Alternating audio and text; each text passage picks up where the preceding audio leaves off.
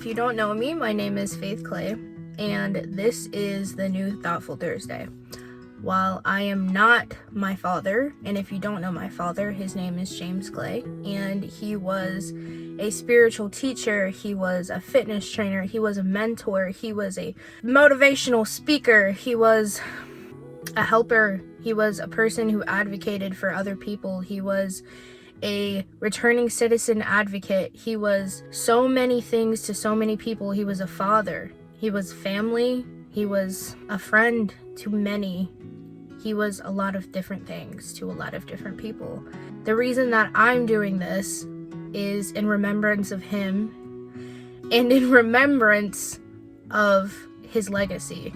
I want to continue to build other people up and motivate them and get them thinking about what they should be thinking about, which is inner work. This first episode isn't specifically going to be about inner work or interpersonal relationships because I wanted to focus a little bit on who my father was to people, who he is, what his dreams were, how to deal with grief, and how to deal with repurposing that grief into something more meaningful. So this is Thoughtful Thursday with Arlandria Speaks.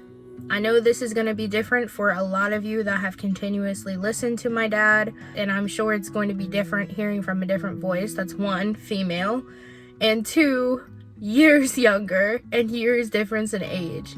Well, I don't have the experience that he had or the wisdom that he had. I have my own set of tools that I use to help myself and help other people. And I know that this is my calling. I had conversations with my dad and I've had conversations with God about what I wanted to do moving forward with this. And there are so many things that he loved to do and that he wanted to do. He had so many ideas that and conversations that we talked about that I want to share the world or share to the world to show what he planned on doing. Even if his dreams aren't going to be his dreams anymore, I still want to put them out in the world for you guys to see what type of ideas this man had. Before I get into this episode, I really just want us to take a moment. And if you knew James, or if you knew him as Clay, or if you knew him as coach, or if you knew him as brother, uncle, dad, cousin, impromptu father, I want you to just close your eyes right now in this moment, and I want you to think about everything that my dad or everything that James has done. I want you to think about the memories that you have with him, all of the positive memories that you have with him. And I want you to just sit and relish in that moment and think about everything that he did or created or relived for you. I want you to think about that in this moment. And I'm gonna do it with you guys. So we're just gonna close our eyes, breathe in really deeply, and just think about the moments that you can think of.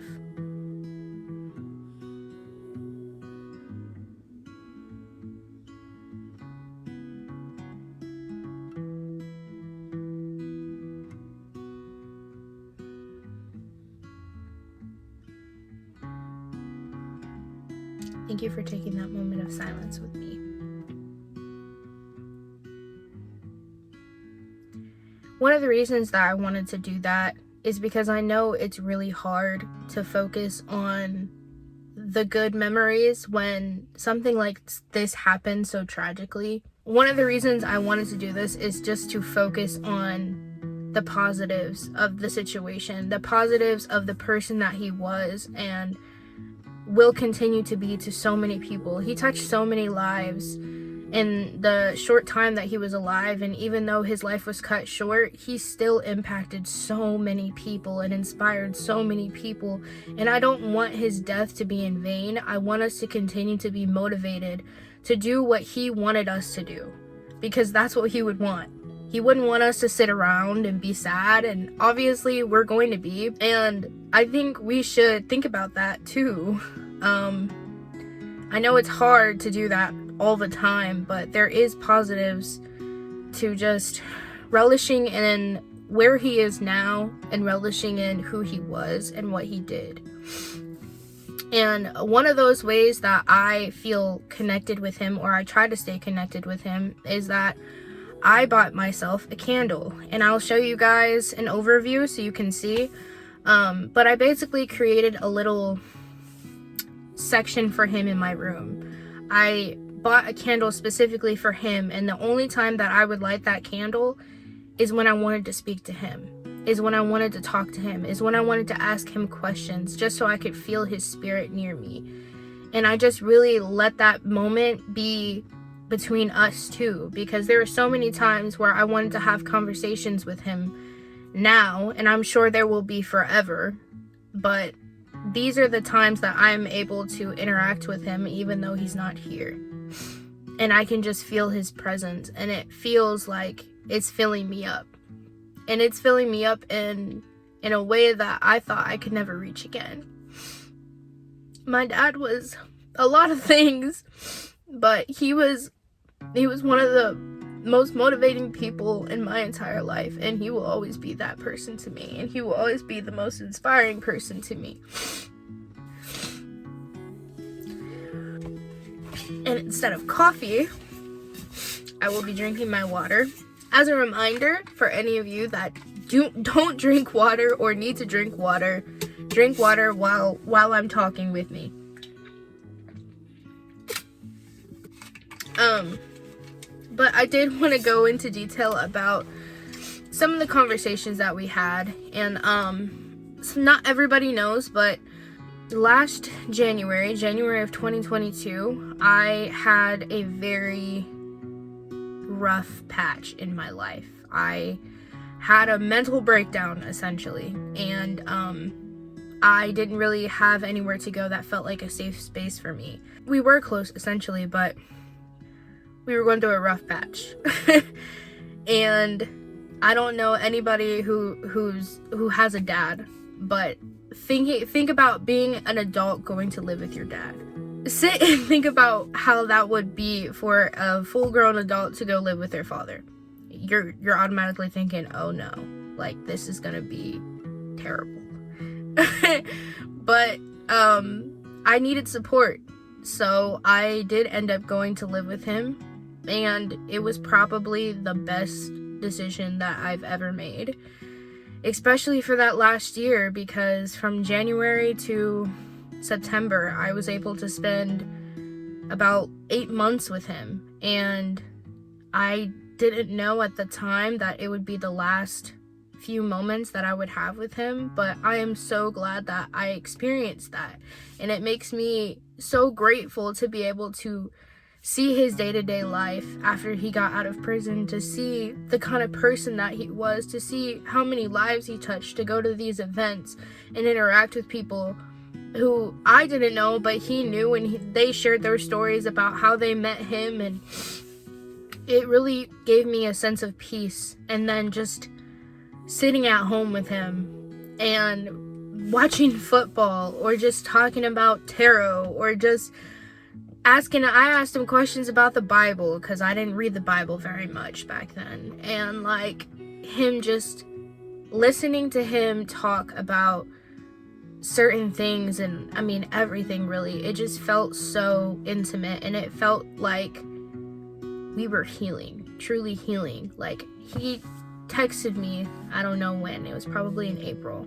He said, "Thank you for being here, you're helping me heal from Timmy."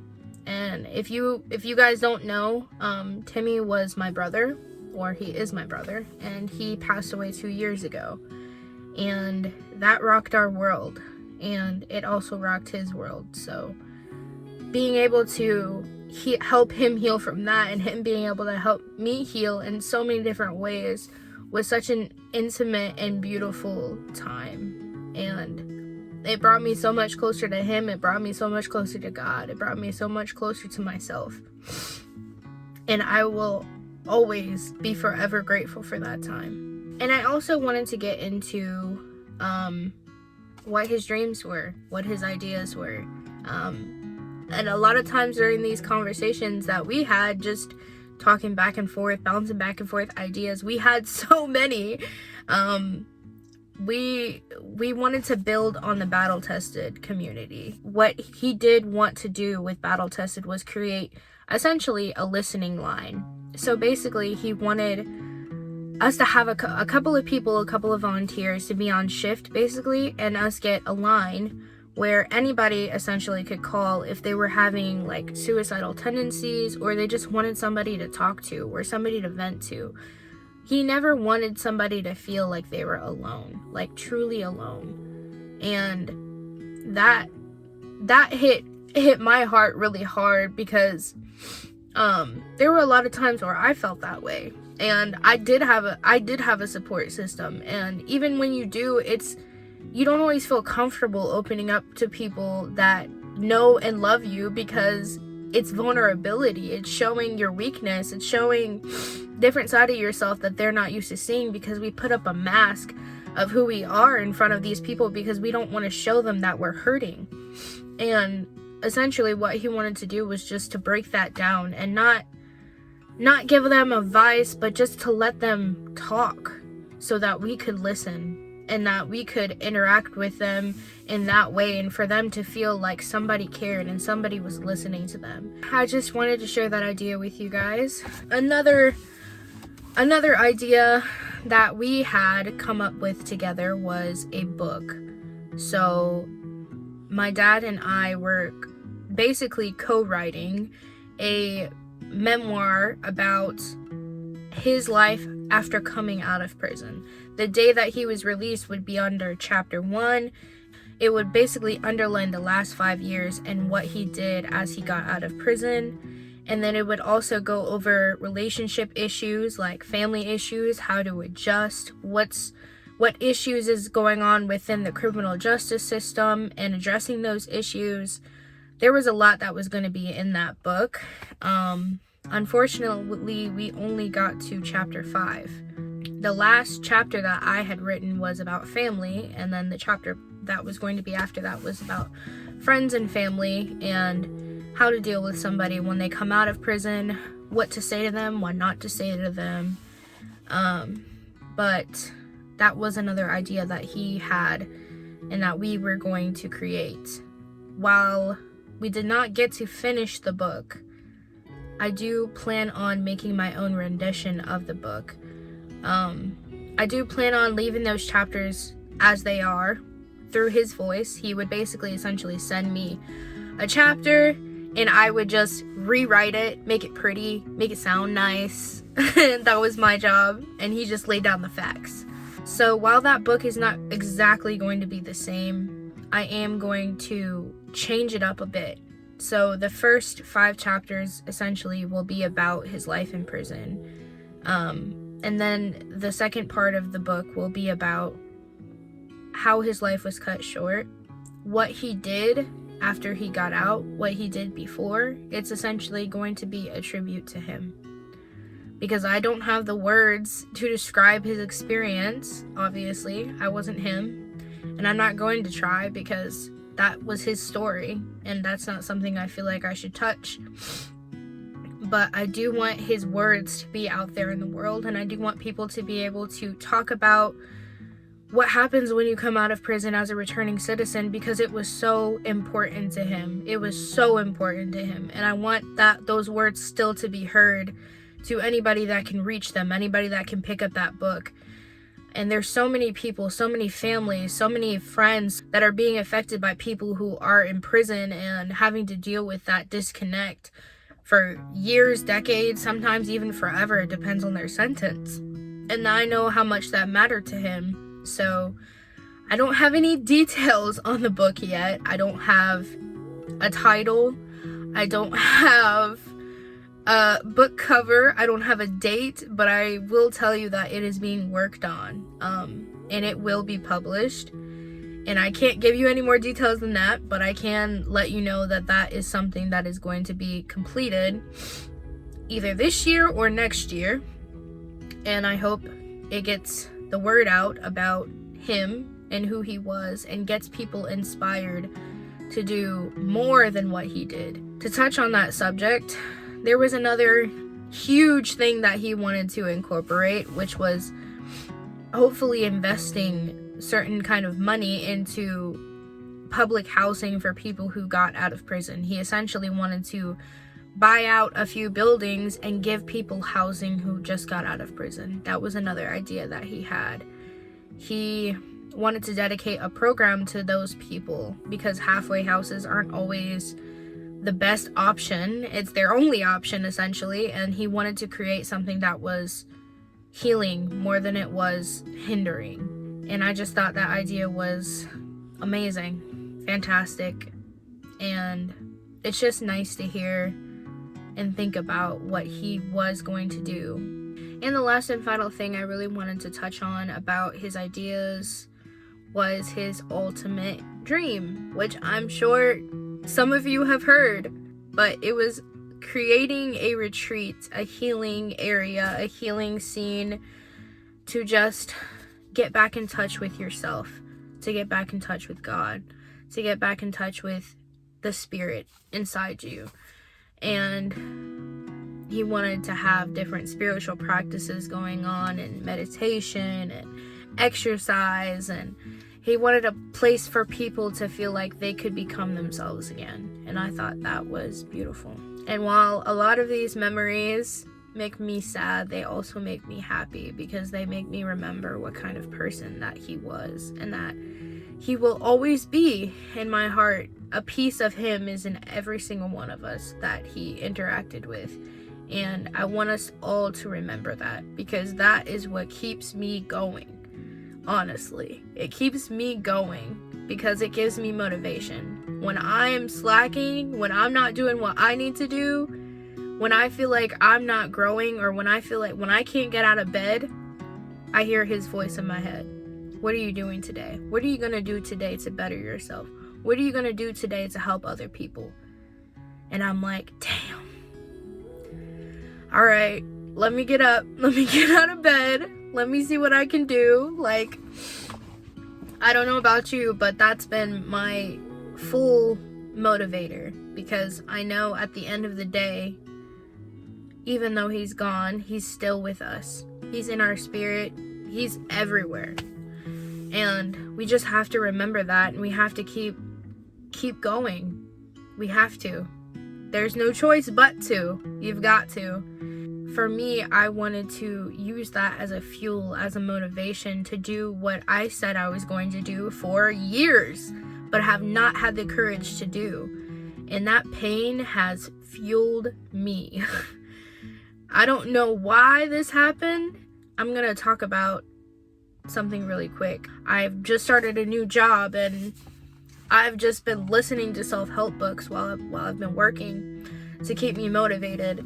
And during my break, I sat in my car, and I prayed, and I started crying, and I just said, I don't know why this happened, God. I don't know why, and I don't understand.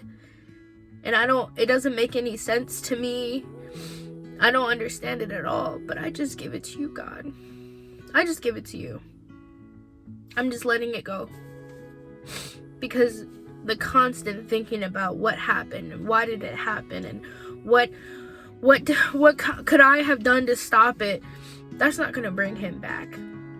It's not. And those are just empty questions and empty worries and empty thinking, and I might never know, and I probably will never know, but the thing that drives me is that I can just let that go. I don't have to keep thinking about it anymore. And I just give it up. I don't need a reason anymore. Because I know in myself and in my time that this brokenness, this hurt, it's gonna make me stronger.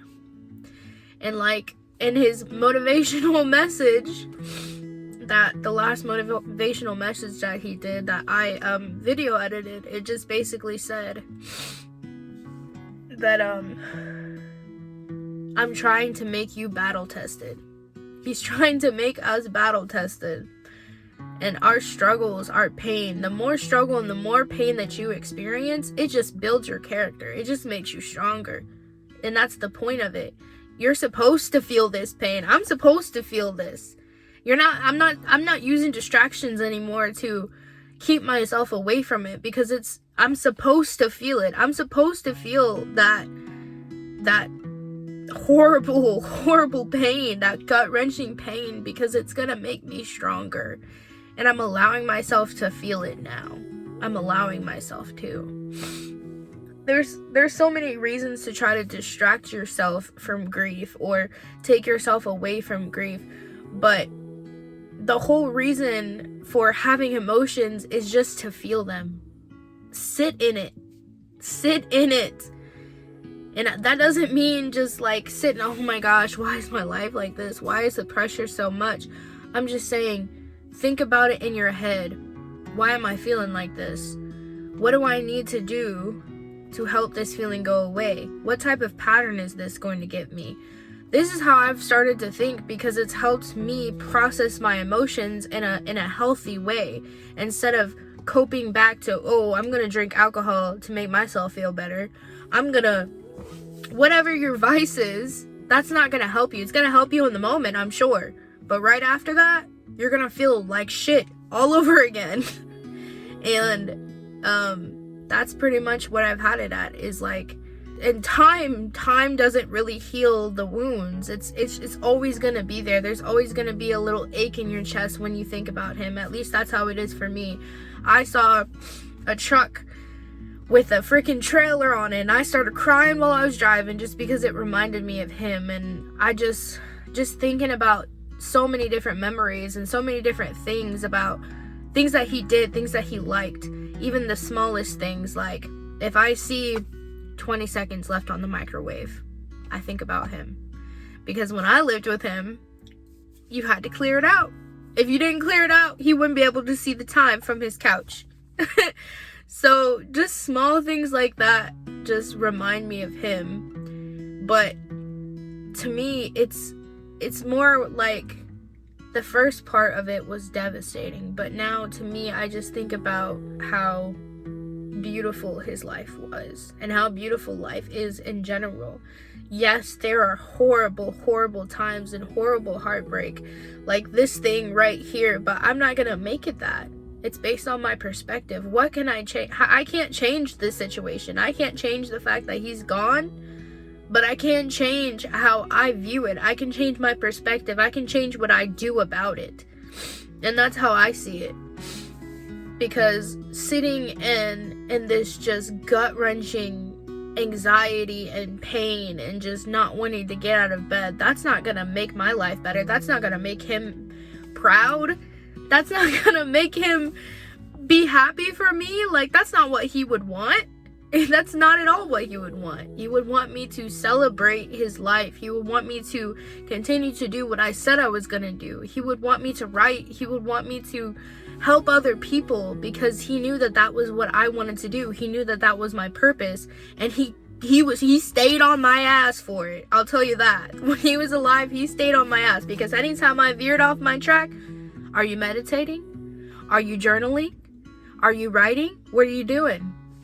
And now that's all I think about. All I think about is, what would he say? So yeah, that is just a brief do-over of the conversations that I had, and I want you guys to write in the comments of any memories that you have of my dad, anything that you feel like you should share with other people, or any information that you want to give me, or any ideas that he talked about with you in an intimate conversation that you want to drop in the comments below. Please don't forget to subscribe to my channel if you want to continue to listen to my Thoughtful Thursdays or to interact with me. Please hit the like button if you did enjoy this video. Don't forget to subscribe so that you continue listening in on the new Thoughtful Thursdays. While they are different, they are still thoughtful. And I hope you guys have an amazing day, and I hope that you guys continue to think about what I've said in this video, and I hope that it touched your heart. Peace.